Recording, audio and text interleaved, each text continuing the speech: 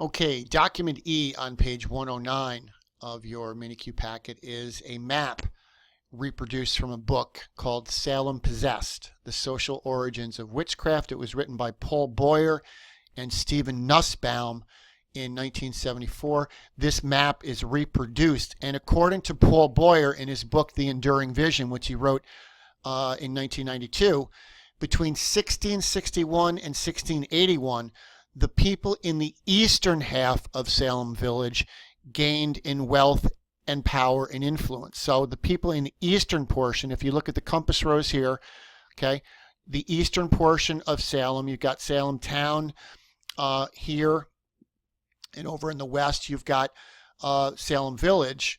Okay, in 1661, between 1661 and 1681, the people in the eastern half of Salem Village, okay, this whole area here is Salem Village. In the eastern portion of that, over here, people gained in wealth and political influence.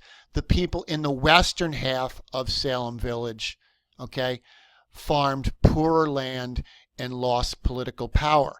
So when we're talking about the period before the Salem witch trials, according to Mr. Boyer, who wrote the book The Enduring Vision and also produced the map for an earlier book that you're looking at, in the period of time before the witch trials, the people in the eastern portion of Salem Village had gained in wealth and in political influence, while at the same time, according to Mr. Boyer, people in the western portion lost political power and farmed much poorer land than their neighbors to the east.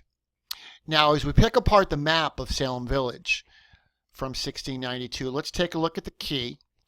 Where you see an A, okay, we're going to have the location of an accuser. Where you see a D, we're going to have a person who defends someone that is accused of being a witch.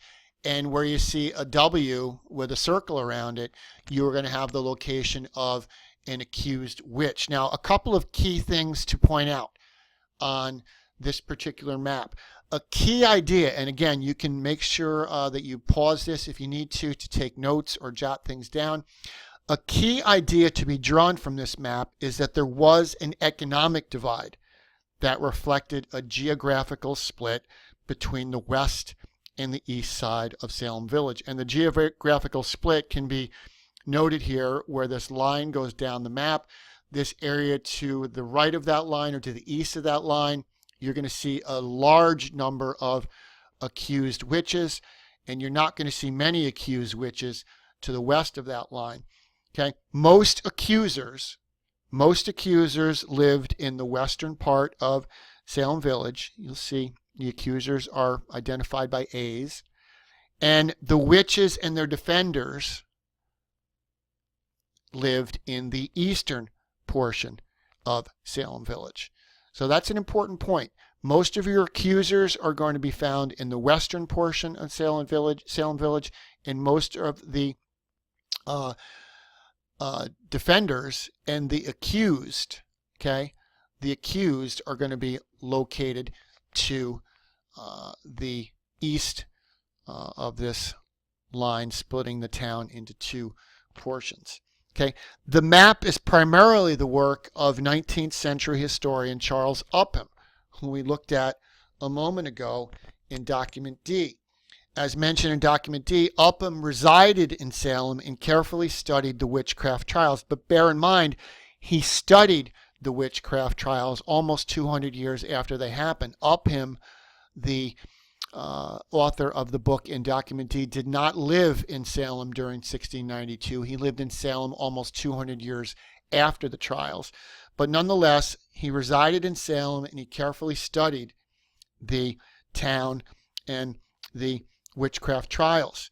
He used court and town records to record the locations of all Salem residents, often spending days pacing off distances between plots of land when the records were unclear. So Mr. Upham, who we talked about in document D, is the man responsible for identifying the location of all of the people here located on this map in document E. And both Boyer and Nissenbaum, the author of the book from which this map that you're looking at appears, they argue that many of the victims had prior personal disputes with their accusers. So I want you to think about that. Boyer and Nissenbaum, the author of the book that produced this map, they argue in their book that many of the victims, many of the people accused of being a witch, and actually many being executed as witches, had prior personal disputes with their accusers. Wonder what could account for some of those personal disputes. For example, the husband of the accused witch, Rebecca Nurse, was involved in a land dispute with the Putnams, an accusing family. So you have an accused family who was involved in a land dispute with a family that is accusing them. Very interesting stuff. So now that you've had some time to look at the map and look at the map key and listen to the content notes that I provided on this screencast, let's take a look at the document analysis questions. Question 1, who are the D's, the A's, and the W's shown on the map? Again, what you're going to do is you're going to look directly at the document itself, and you'll see in the answer key clearly the answer to question 1. Question 2, what generalization can you make about the location of the A's, D's, and W's? What generalization can you make? Again, generalization, something that you can spot at a glance by looking at the map about the location of the A's, the D's, and the W's. Question 3 asks, based on evidence in the map and in the note above, what caused the witch trial hysteria of 1692? Based on evidence in the map and the note, what caused the witch trial hysteria of 1692? And question 4, compare this map to the accuser and the accused chart on document B and the examination testimony, document C. Which of the 3 documents is the most valuable in explaining the Salem witch trial hysteria? Why? Now, this is an opinion question, okay? This is an opinion question. Which of those 3 documents is the most valuable in explaining the Salem witch trial hysteria? Answer why and provide evidence.